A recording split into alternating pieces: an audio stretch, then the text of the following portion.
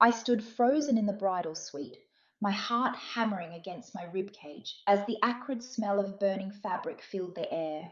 My wedding dress, my dream in layers of ivory lace and tulle, was engulfed in flames. The soft crackle of the fire was a cruel mockery of the joy I'd felt just hours ago, twirling in the mirror, imagining Daniel's face when he'd see me walking down the aisle. Now that vision was turning to ash, and standing across the room with a smirk curling her lips was Margaret, my soon-to-be mother-in-law.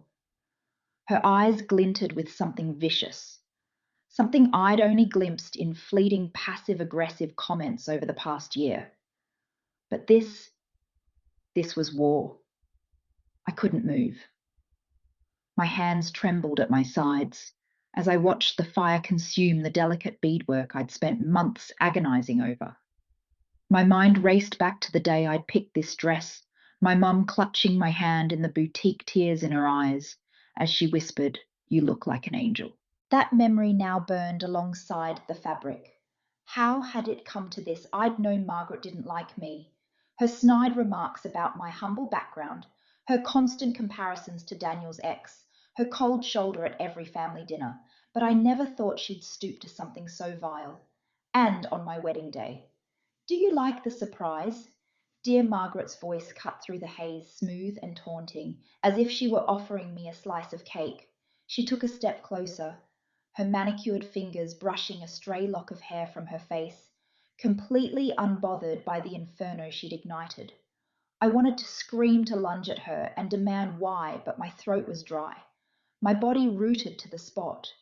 All I could do was stare as the fire licked higher, the heat prickling my skin. It was then I noticed the faint red light blinking in the corner of the room, my live stream camera. In the whirlwind of getting ready, I'd forgotten to turn it off after testing it earlier. My bridesmaid Jenna had insisted on setting it up to capture candid moments for distant relatives who couldn't attend. Now it was capturing something far darker. My eyes darted to Margaret, who hadn't noticed the tiny device perched discreetly on the vanity. Did she realize that every venomous word, every smug glance was being broadcast live to the guests, waiting downstairs, to Daniel, to my family? A surge of adrenaline shot through me. I could use this. I could turn her cruelty back on her, but my stomach twisted with dread. What if no one believed me? Margaret had always been the perfect picture of charm, in public doting mother, gracious hostess. I was the outsider, the girl from the wrong side of town who somehow snagged her precious son. Would they think I staged this for attention? My mind spun with doubt, but the fire was spreading, creeping toward the curtains. I had to act fast. "Margaret," I managed to croak, my voice barely above a whisper. "What? Why would you do this?" I needed her to talk, to dig her own grave on camera. Her smirk widened and she tilted her head, as if I were a child asking a silly question. "Oh, sweetheart," she purred, stepping closer still, the firelight casting eerie shadows across her face. "Did you really think you could wear that dress and take my family's name? You're not worthy of it. I'm just saving Daniel from a lifetime of regret." Her words hit like a punch, each one sharper than the last. I felt the tears prick my eyes, but I blinked them back. I wouldn't let her see me break. Not now.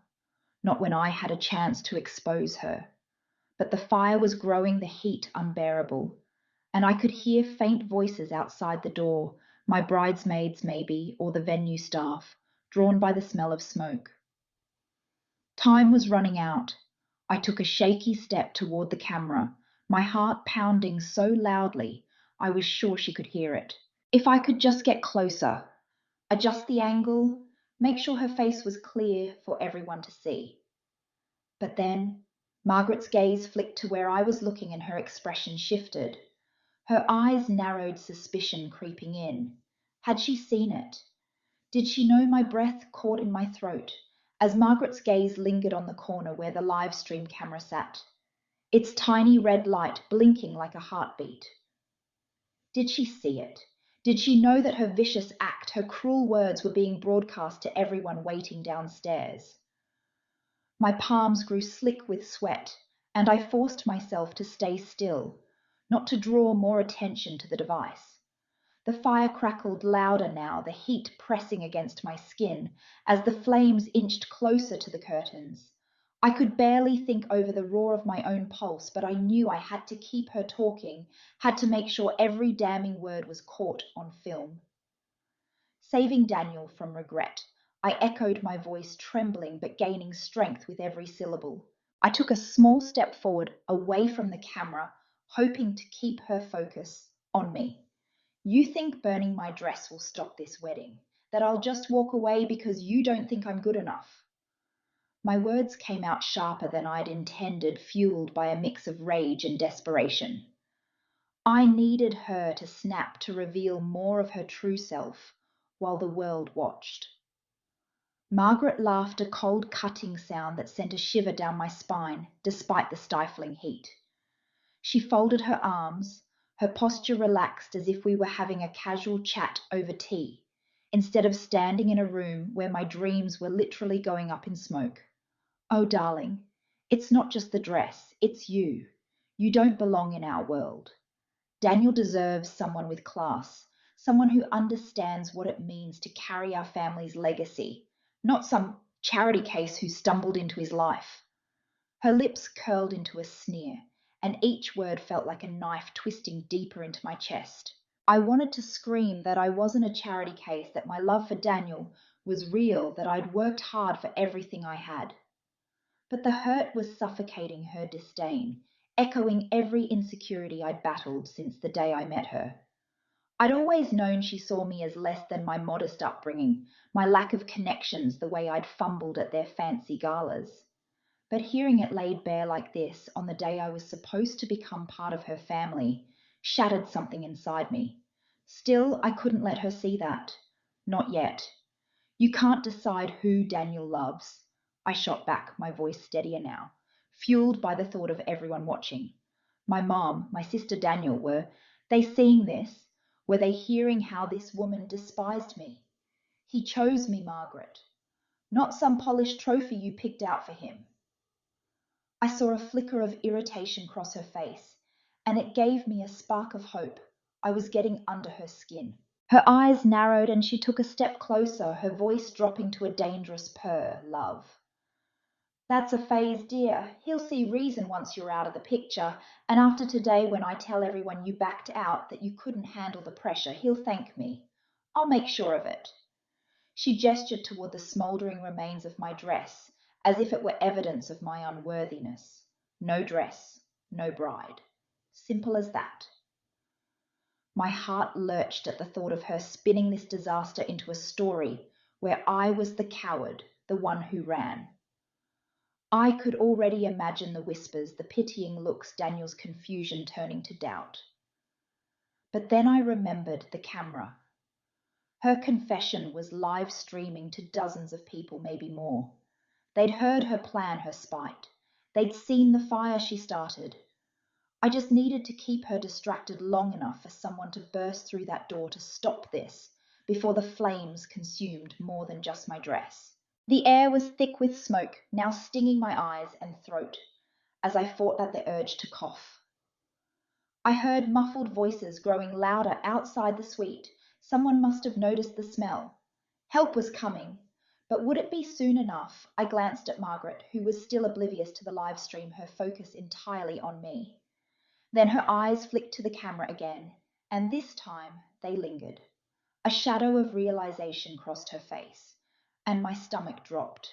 She knew. She had to know. What would she do now that the truth was out? My heart slammed against my rib cage as Margaret's gaze locked onto the camera, the tiny red light reflecting in her steely eyes like a warning signal. The air in the room felt heavier now, thick with smoke and the weight of her dawning realization. I could almost see the pieces clicking together in her mind. She knew she was being watched, that her venomous words and destructive actions were no longer a private act of sabotage. My stomach churned with a mix of dread and vindication. This was it. The truth was out there, streaming live to every guest, every family member, and most importantly to Daniel. But what would she do now that her mask had slipped? I took a shaky step back, my bare feet brushing against the singed carpet, the heat from the dwindling fire still licking at my skin. The voices outside the suite grew louder, urgent, but the door remained closed. Help was close, yet not close enough. Margaret's lips pressed into a thin line, and for a moment I thought she might lunge for the camera, smash it to pieces of kids, and pretend this nightmare never happened. Instead, she turned her piercing stare back to me, her voice low and dripping with barely restrained fury. You think you're clever, don't you? Setting up this little show to make me the villain. Her accusation stung, even though I knew I hadn't planned for things to spiral this far. Yes, my bridesmaid Jessica had suggested the live stream as a cute way to share the wedding preparations with distant relatives, but I never imagined it would capture something so raw, so ugly. I didn't set this up to trap you, I said, my voice cracking under the strain of holding back tears. You did this to yourself, Margaret. You burned my dress. You tried to ruin my future. And now everyone knows. Her eyes flashed with something dangerous, a mix of shame and defiance, and she took a step closer, closing the distance between us. The smoke stung my eyes, making them water, but I refused to look away. I could feel the heat of her anger, hotter even than the fading flames behind her. You think this changes anything? She hissed, her voice so low it was almost a whisper. You think showing the world my disgust for you makes you worthy of my son? It doesn't. It just proves how desperate you are to cling to something you'll never truly have. Her words cut deeper than I expected, slicing through the armor I'd built up over months of enduring her subtle jabs and cold shoulders. I wanted to shout that I wasn't desperate, that Daniel and I shared a love she could never understand, but the doubt she planted gnawed at me. What if the guests watching thought she was right? What if Daniel saw this and started to question everything? I blinked rapidly, pushing back the tears that threatened to spill over. I couldn't let her see me break. Not now, not when so many eyes were on us. Suddenly, a sharp bang echoed through the room as someone pounded on the door. Open up, we smell smoke, a voice shouted, followed by more frantic knocking. My heart leapt with hope, but Margaret didn't flinch. Her focus remained on me, unyielding, as if she could will me out of existence with her glare alone. They'll come in and they'll see the mess you've made, she said coldly. But I'll still be the one they believe. A distraught mother trying to save her son from mistake. And you? You'll just be the girl who couldn't handle the spotlight. My chest tightened at the thought of her spinning the story yet again, painting herself as the victim, while I stood amidst the ashes of my dreams. But then I remembered Jessica, my fierce, loyal friend, who was likely downstairs right now directing the live stream feed, ensuring every second of Margaret's cruelty was captured. The guests, my family Daniel, they weren't just hearing her side. They were seeing her unfiltered for who she truly was. That knowledge gave me a flicker of strength, a reminder that I wasn't as powerless as she wanted me to feel. The pounding on the door grew more insistent, and I heard the faint wail of a fire alarm in the distance. The room was a haze of smoke, now the acrid smell burning my throat with every breath. Margaret's face was a mask of control, but I saw the flicker of uncertainty in her eyes. She knew time was running out, that her carefully constructed image was crumbling with every passing second. But what would happen when that door finally burst open? Would the truth be enough to protect me from the fallout, or would her lies still find a way to bury me? My phone buzzed in my trembling hand, the screen lighting up with a name that sent a jolt of panic through me, Jason. Daniel's older brother, the one person in this family who had always been a wild card, unpredictable and fiercely protective of their mother. My breath caught in my throat as I read the message I saw the live stream. We all did. I'm coming up there. Now. The words hit like a punch, each one heavy with unspoken accusations. Downstairs, the wedding guests must be buzzing with shock, their whispers turning into a roar I could almost hear through the floorboards. Jason's best man, Ryan, would be with him, two storms racing toward this suite, ready to confront the chaos unfolding on their screens. I glanced at Margaret, whose face had drained of colour, her usual composure cracking like thin ice under pressure. The smoke from the charred remains of my wedding dress still hung in the air, a bitter reminder of her sabotage. But now her steely eyes darted toward the door, as if she could sense the approaching reckoning. For the first time since this nightmare began, she looked rattled, her fingers twitching at her sides. She knew her lies were unraveling before an audience of everyone who mattered, family, friends, and worst of all, her sons. The live stream had exposed her venom, her cruel words, and the deliberate destruction of my dreams, but it also exposed me raw and vulnerable in the middle of this mess. What would Jason think when he stormed in? Would he see me as the victim or as the instigator Margaret had painted me to be? My heart thundered louder than the banging on the door, which had momentarily stopped, leaving an eerie silence in its wake. I could feel the weight of Margaret's gaze shift back to me, her lips curling into a faint, forced smile that didn't reach her eyes. "So Jason's coming," she said, her voice unnervingly calm, like a predator assessing its prey. "What do you think he'll do? Take your side? After everything you've done to tear this family apart?" Her words were a calculated jab, meant to sow doubt, to make me question the fragile alliances I'd built with Daniel's siblings. Jason had always been distant, hard to read, but I'd seen flashes of kindness in him over the months. Could I trust that now, or would blood loyalty win out? I swallowed hard, clutching my phone like a lifeline, my thumb hovering over Jessica's contact. She was still downstairs, likely glued to the live stream feed, ready to rally support if I needed it. But calling her now might escalate things further, and with Jason and Ryan on their way, I didn't know if I could handle more chaos. The room felt smaller, the smoke stinging my eyes as I tried to steady my breathing. "I didn't tear anything apart," I said, forcing my voice not to shake. "You did that when you decided I wasn't good enough for Daniel. When you burned my dress and spat those awful things for everyone to hear. Jason will see the truth." Margaret let out a sharp, brittle laugh, stepping closer, her presence suffocating despite the spacious suite. "Oh, sweetheart, you're so naive. Jason doesn't care about your truth. He cares about protecting what's left of this family's reputation. And right now, you're the one making us a spectacle." Her words wormed their way into my insecurities, planting seeds of fear that maybe she was right. What if Jason blamed me for airing their dirty laundry, for dragging their mother's cruelty into the public eye? What if he saw me as the problem, not the solution? The distant wail of the fire alarm grew louder, a piercing reminder that time was running out. Footsteps echoed in the hallway, now heavy and urgent, and my pulse spiked as I realized Jason and Ryan must be close. I could almost picture Jason's stormy expression, his broad shoulders tense with anger, while Ryan, ever the diplomat, tried to keep things from boiling over. But what version of events would they believe when they burst through that door? Margaret's polished lies, or the raw, messy truth captured on camera?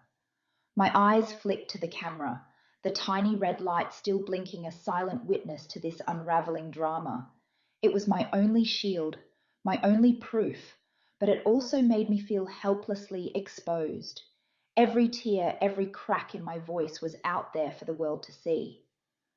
The footsteps grew louder, a keycard beeped at the door, and my stomach dropped.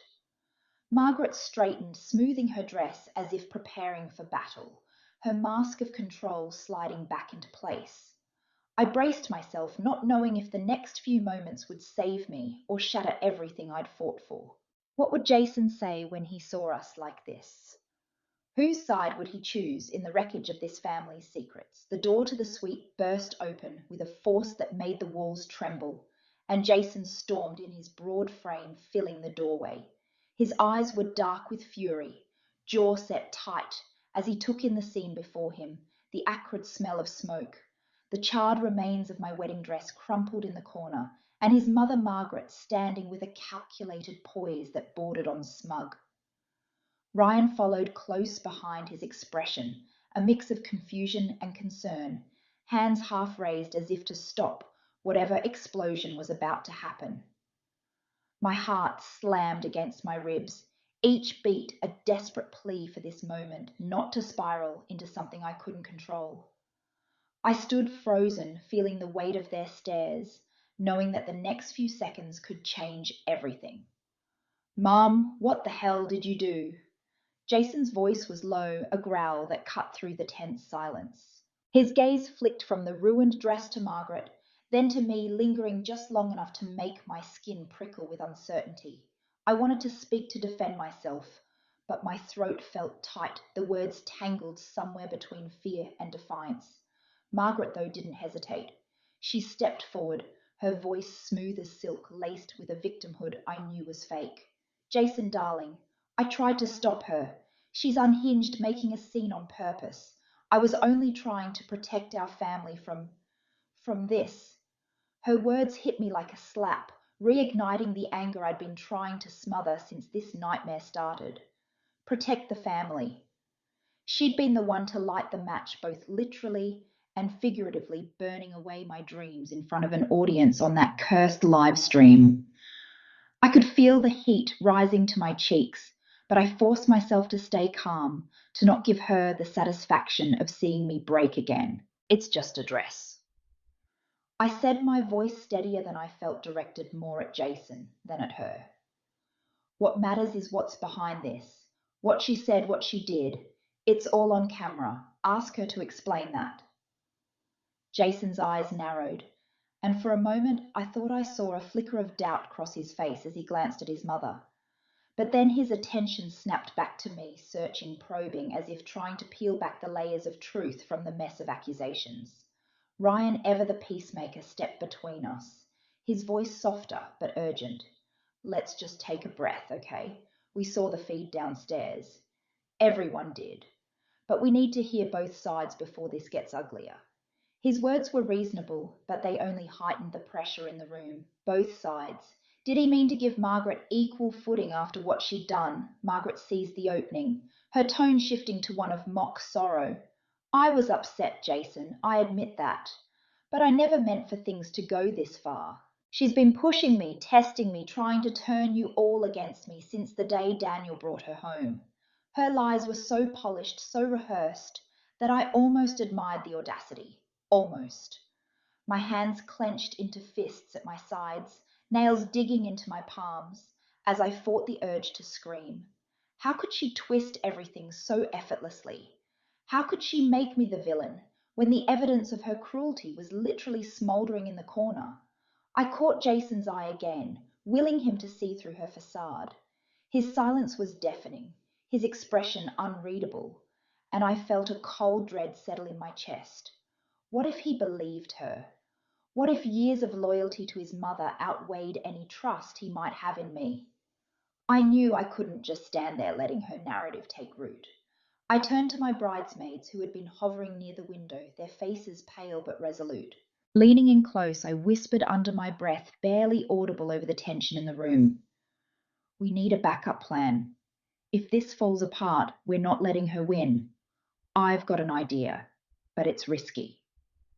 Their eyes widened, a mix of curiosity and apprehension flickering across their faces as they nodded subtly. I straightened, feeling a spark of determination ignite despite the chaos. Margaret might think she had the upper hand, but I wasn't done fighting. Jason's voice broke my thoughts, sharp and demanding. "What are you whispering about over there?" His tone was accusatory, his stance rigid, and I felt my stomach twist. Had he overheard? Did he suspect I was plotting something? The room seemed to shrink around us, every eye on me, waiting for an answer I wasn't sure I could give without tipping my hand. My mind raced, searching for a way to deflect to buy time, but the weight of his stare was suffocating. Margaret's faint smirk told me she sensed my hesitation, ready to pounce on any sign of weakness. I opened my mouth, the words forming slowly, but before I could speak, a sharp knock at the door startled us all. My heart leapt, friend or foe I couldn't tell. But whoever was on the other side might just tip this fragile balance. Who was there now? And what fresh storm were they bringing with them? The sharp knock at the door reverberated through the suite, cutting through the suffocating tension like a blade. My pulse quickened, and I exchanged a fleeting glance with my bridesmaids, their expressions mirroring my own mix of dread and cautious hope. Jason's gaze remained locked on me, his question about my whispering still hanging unanswered in the air, but now his attention flicked toward the door. Margaret's smirk faltered for a split second, her poised facade cracking just enough to reveal a flicker of uncertainty. Whoever was on the other side of that door held the power to either save us or sink us deeper into this mess. Ryan, ever the mediator, moved first, striding across the room with a determined set to his shoulders. "I'll get it," he muttered, his voice a low rumble, as if bracing for another bombshell. My stomach churned as the door creaked open, revealing Eliza, my childhood best friend, and the unofficial crisis manager of this disaster of a day. Her arms were loaded with garment bags, her face flushed from what looked like a sprint. Her wild curly hair framed a look of pure determination, and for the first time in what felt like hours, a spark of relief warmed my chest.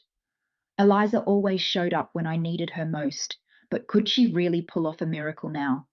"Hey, I've got something," she announced breathlessly, pushing past Ryan without waiting for an invitation. Her eyes darted around the room, taking in the smouldering remains of my dress, Margaret's icy stare, and the palpable hostility that clung to the air. She didn't flinch, though. Instead, she dropped the garment bags onto the nearest chair and turned to me with a conspiratorial grin.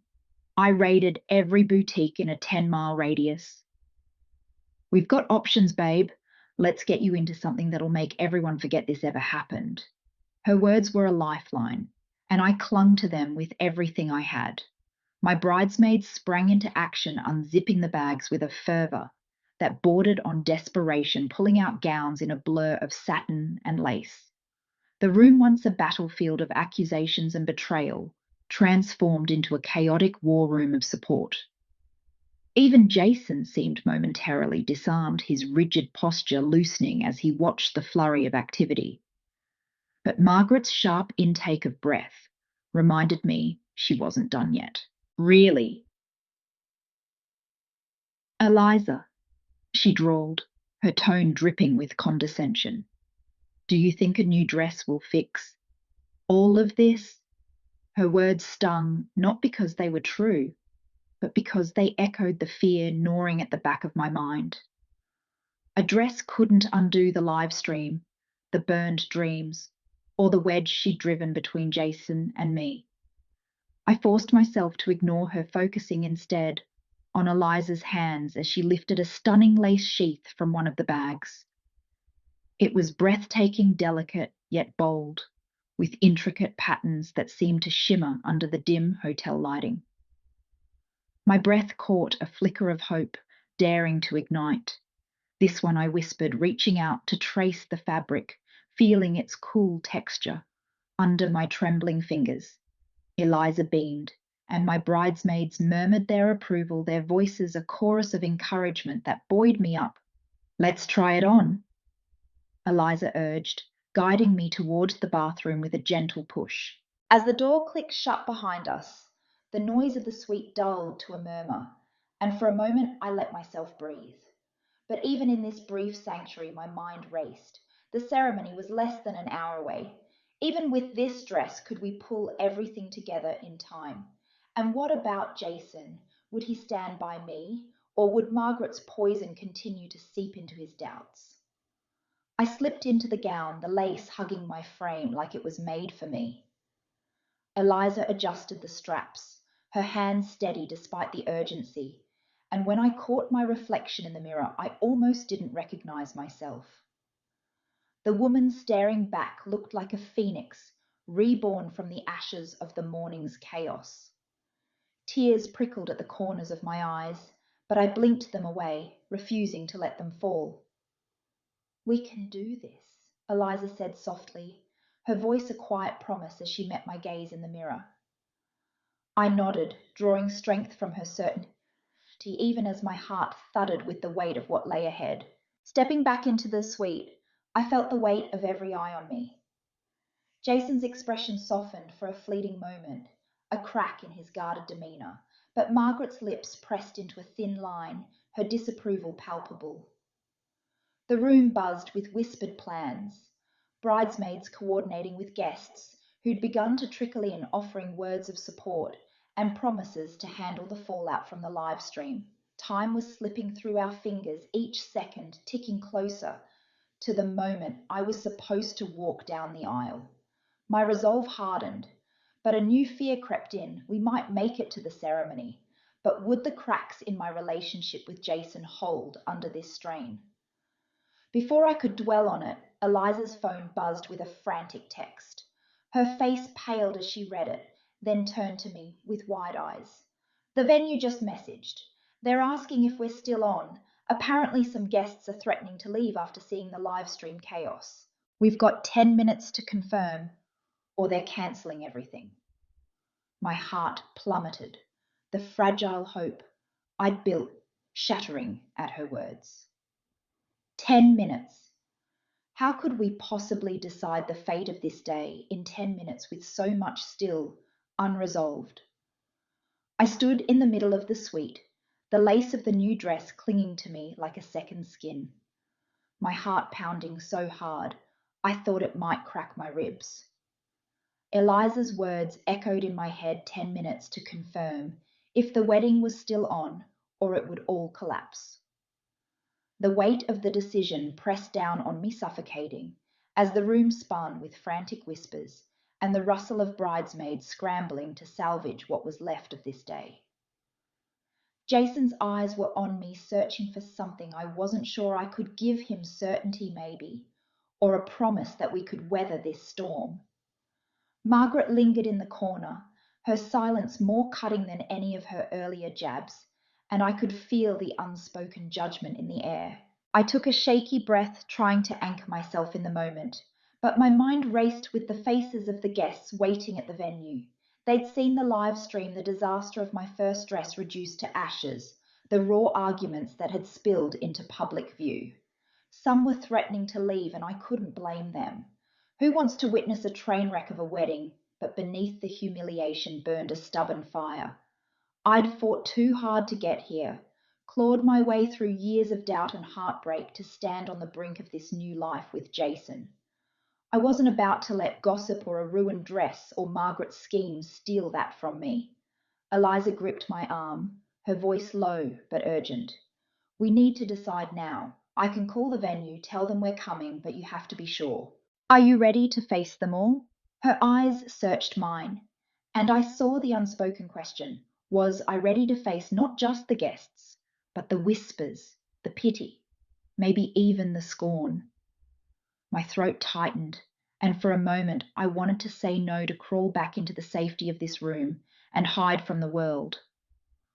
But then I caught my reflection in the mirror across the way, the fierce, determined woman in lace, not the broken one I'd been hours ago. That woman didn't hide. I'm ready, I said, the words tasting like defiance as they left my lips.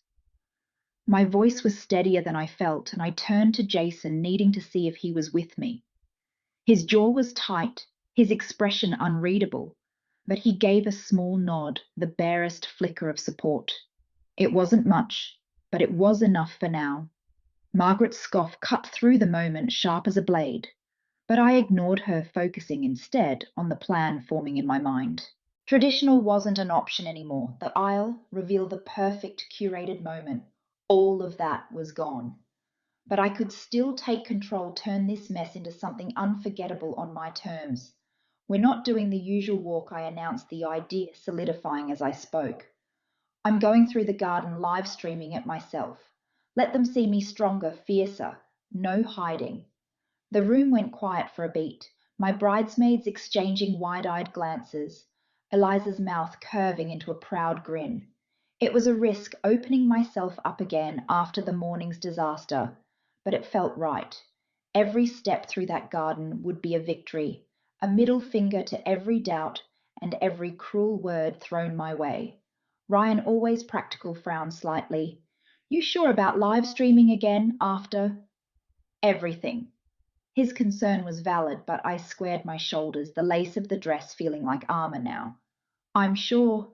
They want a show, I'll give them one they won't forget. My voice held an edge. I hadn't expected a resolve that surprised even me.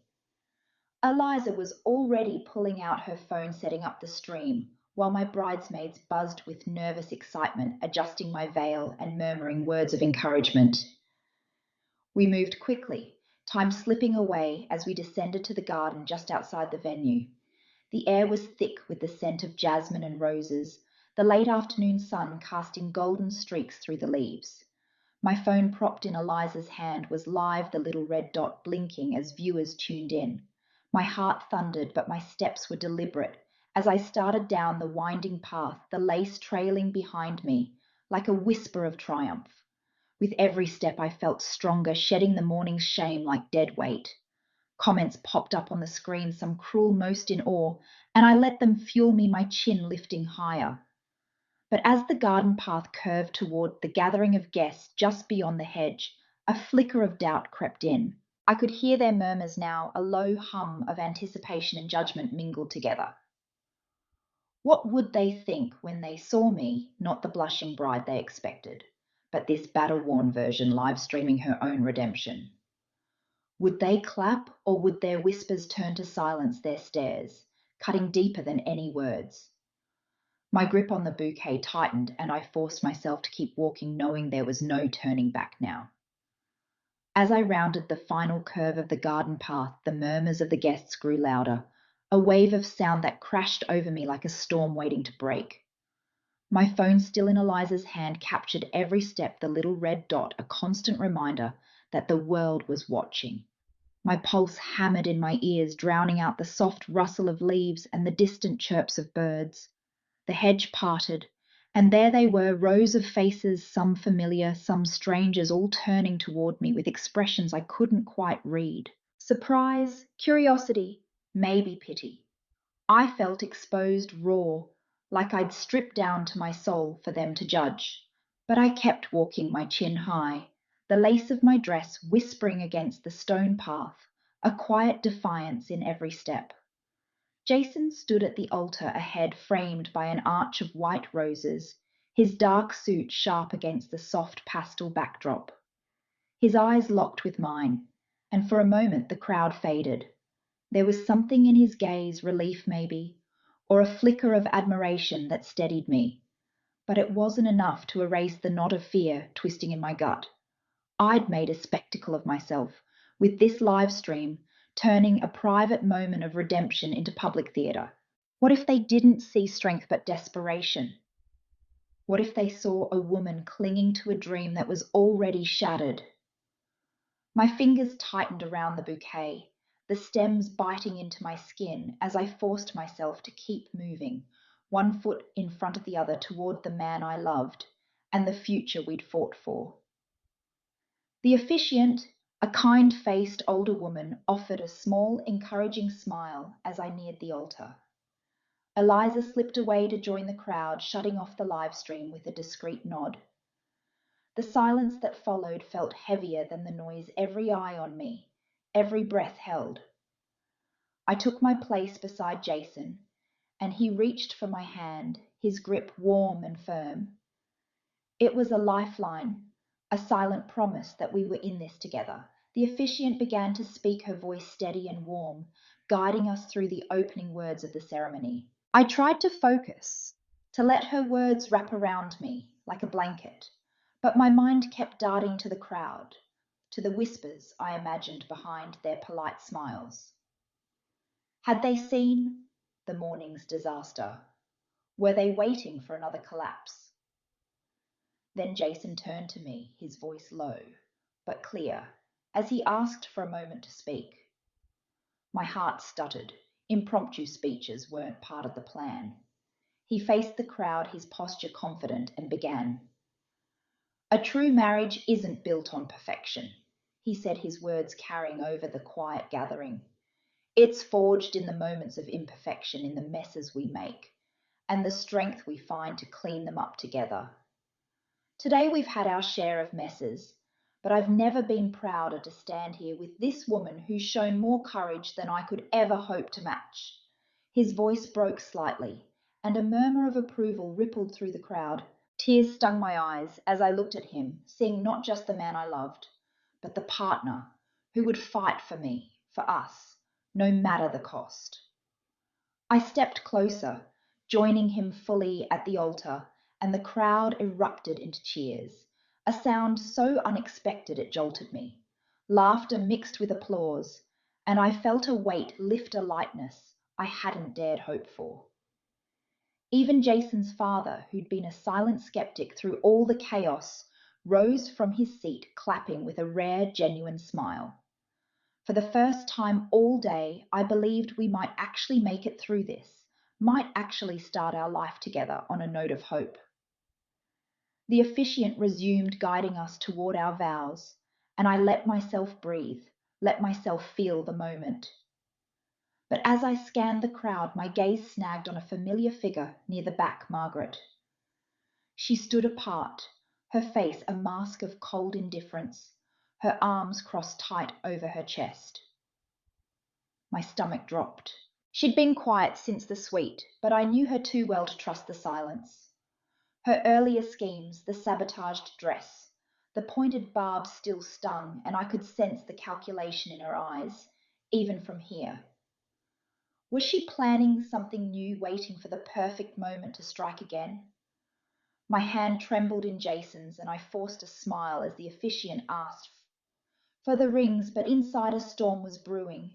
Would Margaret's next move shatter this fragile victory, or had we finally built something even she couldn't break? My heart thudded unevenly as the officiant's voice cut through the haze of my thoughts, asking for the rings. Jason's hand tightened around mine, grounding me, but my eyes kept darting to Margaret at the back of the crowd. Her presence was a splinter under my skin, sharp and impossible to ignore. I forced myself to look away, to focus on the moment, on the weight of what we were about to do. The air felt charged, heavy with unspoken words and lingering doubts as Jason's father stepped forward, his weathered hands holding a small velvet box. The rings inside were more than gold. They were a tether, a promise salvaged from the chaos Margaret had tried to sow. He handed the box to Jason with a nod, his expression softer than I'd ever seen it. There was no trace of the stern disapproval he'd worn through every family gathering, every whispered argument about whether I was right for his son. For a fleeting second, I wondered if he'd finally accepted me, if the morning's disasters had somehow proven my resilience. But before I could linger on the thought, Jason opened the box, revealing the simple bands we'd chosen together months ago, back when our biggest worry was the guest list, not sabotage. His eyes met mine, a quiet intensity burning in them, and I felt a surge of defiance. Margaret could stand there all she wanted, glaring daggers, but she wouldn't steal this from us. The officiant gestured for us to begin our vows, and my throat tightened. I'd rehearsed mine 100 times late at night when the house was quiet, whispering the words into the darkness like a prayer. But now, with every eye on me, they felt heavier, more vulnerable. Jason went first, his voice steady despite the faint tremor I could feel in his hand. I promise to stand by you always, he said, his words cutting through the stillness like a blade. Not just when it's easy, not just when the world is watching, but when it's hard, when we're tested. I'll fight for you, even against my own blood if I have to. His gaze didn't waver, but I felt the weight of that last line settle over us like a storm cloud. It was a declaration, a line drawn in the sand, and I knew who it was aimed at. A murmur rippled through the crowd, a mix of awe and unease, and I caught a flicker of movement from Margaret's direction. Her arms dropped to her sides, her posture stiffening, but I couldn't tell if it was anger or something else. My pulse raced as I realized Jason had just publicly chosen me over his own family, over the web of loyalty and obligation that had nearly torn us apart. I wanted to feel triumphant, but instead a wave of dread curled in my chest. What would the fallout be? Would this be the spark that reignited Margaret's spite, pushing her to do something even worse? It was my turn now, and I swallowed hard, my voice catching as I started. Jason, I promise to be your strength when you falter, to hold space for your dreams, even when mine feel impossible. I vow to face every storm with you, to rebuild what gets broken, no matter how many times we have to start over. My words trembled, but I pushed on, fueled by the fire of everything we'd endured. I choose you today, and always against any shadow that tries to pull us apart. I didn't look at Margaret as I spoke, but I felt her anyway, a cold presence at the edge of my vision, her silence louder than any words. The officiant smiled, oblivious to the undercurrent of tension, and instructed us to exchange the rings. Jason slid the cool band onto my finger, his touch lingering, and I mirrored him, my hands shaking as the metal settled against his skin. The crowd erupted into soft applause, a wave of warmth that should have lifted me, but my chest remained tight. I glanced at Margaret again, unable to stop myself. She hadn't moved, but her eyes were locked on us, sharp and unreadable. My stomach twisted as I wondered what she was thinking, what she was planning. The officiant's final words echoed, pronouncing us united, bound by law and love. But I couldn't shake the feeling that this wasn't the end of the fight. As we turned to face the crowd, hand in hand, the cheers grew louder, a chorus of celebration. Jason pulled me close, his lips brushing my forehead, and for a moment I let myself believe we'd won. But then I saw Margaret step forward, her expression shifting into something I couldn't decipher, part smile, part challenge. My breath caught as she began to approach, weaving through the crowd with deliberate steps. What did she want now? Had she been waiting for this exact moment to strike, to shatter the fragile peace we'd just claimed? As Margaret moved closer, her steps measured and purposeful, the cheers of the crowd seemed to fade into a distant hum. My grip on Jason's hand tightened my palm, clammy against his warmth. I couldn't tear my eyes away from her, even as the guests around us beamed with oblivious joy, snapping photos and raising glasses in premature toasts. Her face was a mask, that half smile still lingering, but her eyes held something darker, something I couldn't place. Was it resentment, regret, or worse, a calculated intent to unravel everything we'd just built in front of all these witnesses? Jason sensed my tension, his thumb brushing against my knuckles in a subtle attempt to steady me. Ignore her, he whispered, his voice barely audible over the swell of laughter and clinking glass. But how could I? Margaret had already proven she wasn't above playing dirty, spreading rumors about me to Jason's family, twisting half-truths, until I looked like some gold digger who tricked her precious nephew into a trap. Today was supposed to be our victory, the moment we proved her wrong, but her presence felt like a storm cloud threatening to drench our fragile triumph. She stopped just a few feet away, close enough that I could see the faint lines of strain around her mouth, the way her fingers clutched the small purse at her side. The crowd parted slightly, some guests turning to watch, curiosity flickering in their expressions. My heart hammered so hard I thought it might crack a rib. I wanted to speak, to demand why she was here, why she couldn't let us have this one day. But my throat felt like it was lined with sandpaper. Jason stepped forward, half shielding me, his posture protective but not confrontational yet. Margaret, he said, his tone low, almost a warning. We're glad you could make it, but let's keep this about us, okay? His words were polite, but the undercurrent of steel wasn't lost on me or on her, judging by the way her smile twitched just for a split second. She inclined her head, a gesture so small it was almost imperceptible, but didn't respond. Instead, she reached into her purse, pulling out a folded piece of paper. My stomach lurched. What was this? Some kind of speech? A letter meant to humiliate us in front of everyone?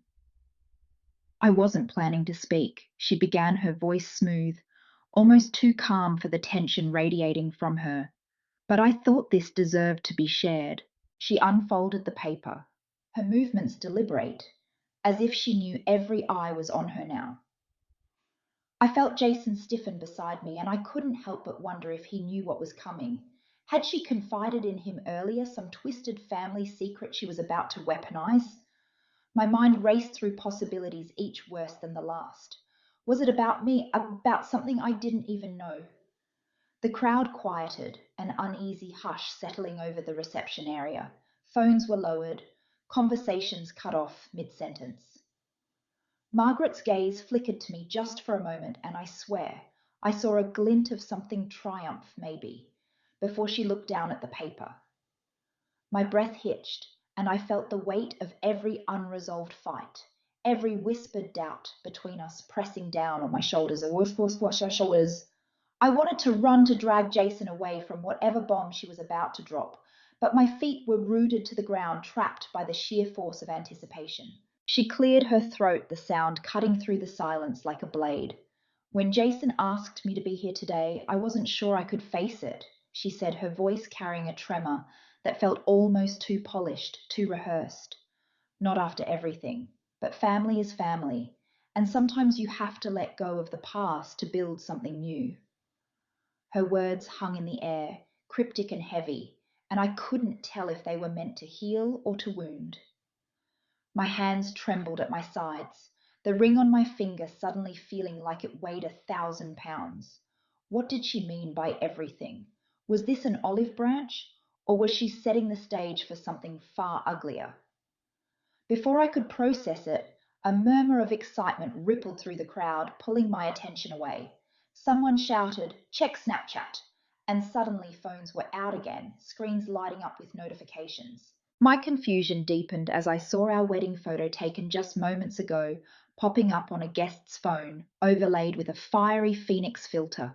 Comments were pouring in, likes and shares skyrocketing.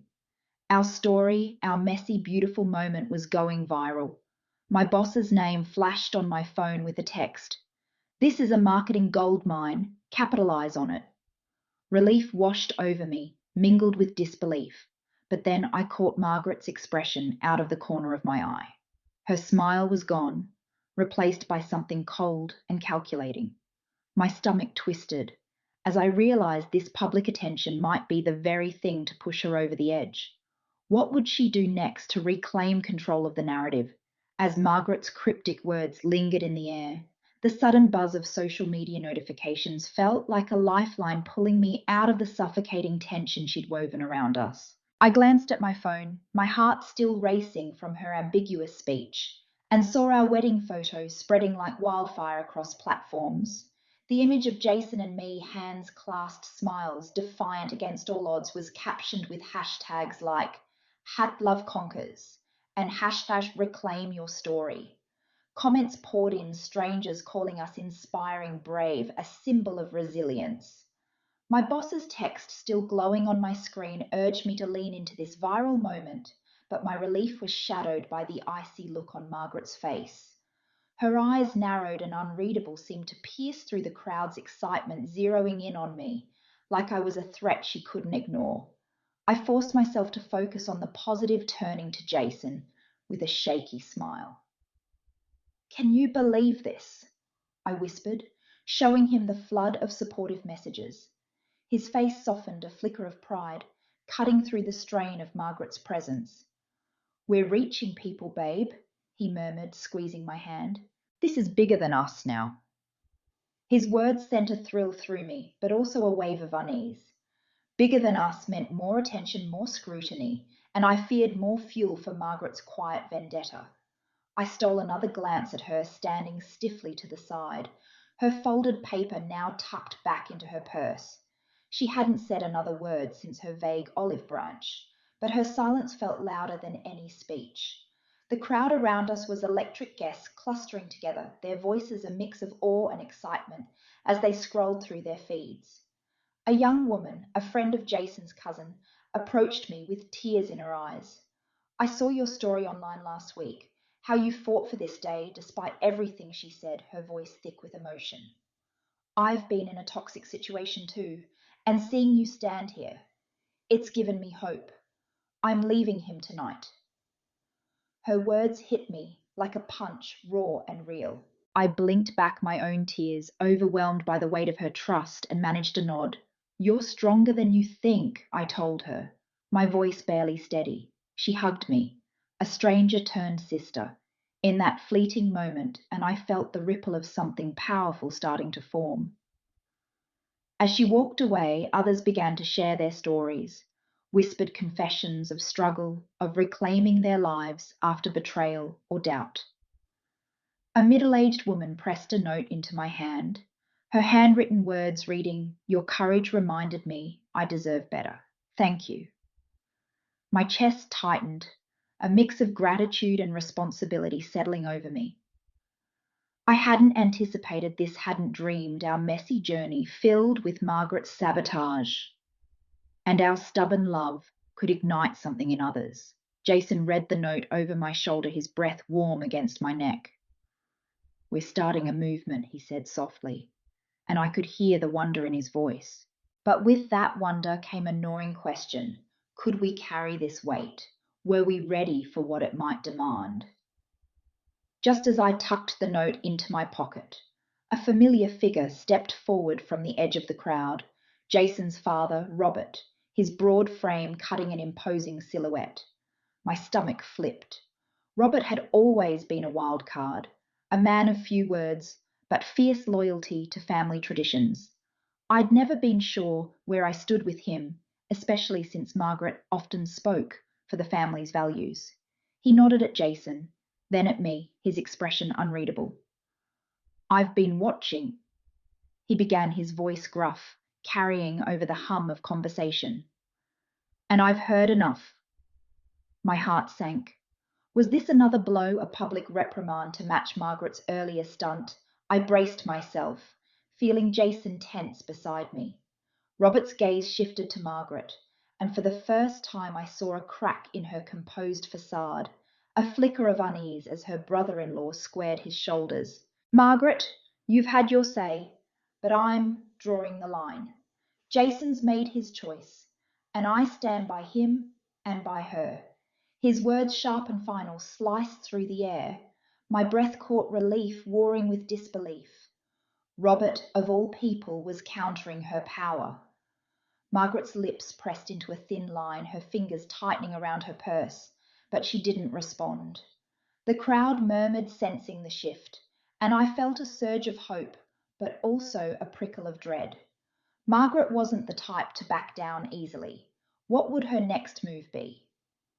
Before I could dwell on it, my phone buzzed again, this time with messages from beyond our circle. Women from other states, other countries, even sharing how our story had sparked something in them. Posts tagged us with phrases like reclaiming strength and breaking cycles. It was dizzying, this wave of connection, but with every notification I felt Margaret's gaze boring into me from across the space. She hadn't moved, hadn't spoken, but I knew she was plotting. Could this growing movement, this unexpected force, protect us from whatever she had planned, or would it make us a bigger target? The weight of Margaret's silent stare lingered like a storm cloud as I clutched my phone, the flood of messages from strangers still buzzing in my hand. The unexpected support from Robert had shifted something in the air at the wedding reception, a fragile shield against her unspoken wrath. But I couldn't shake the feeling that this was far from over. Months had passed since that charged day, and though the viral wave of our story had carried us forward, I often found myself glancing over my shoulder, waiting for Margaret's next move. Now standing in the glittering ballroom of the Wilson Foundation Gala, I felt both exposed and strangely empowered, dressed in a deep emerald gown that Jason had insisted made me look like a warrior queen. The gala was a world away from the raw intimacy of our wedding, all crystal chandeliers and polished smiles, a night dedicated to celebrating initiatives for change. I'd been invited as a guest speaker, a role I hadn't anticipated but couldn't refuse when the foundation reached out, inspired by our story. Jason stood beside me, his hand resting lightly on my back, grounding me as we mingled among philanthropists and activists. The energy was electric, but beneath my forced small talk, A knot of anxiety twisted tighter. Margaret was here too, somewhere in this sea of tailored suits and elegant dresses, no longer the centre of attention. She'd been sidelined by the Foundation's new flagship program, Rising Phoenix, an initiative for women rebuilding their lives after trauma. I couldn't help but wonder if that demotion stung her as much as I hoped it did.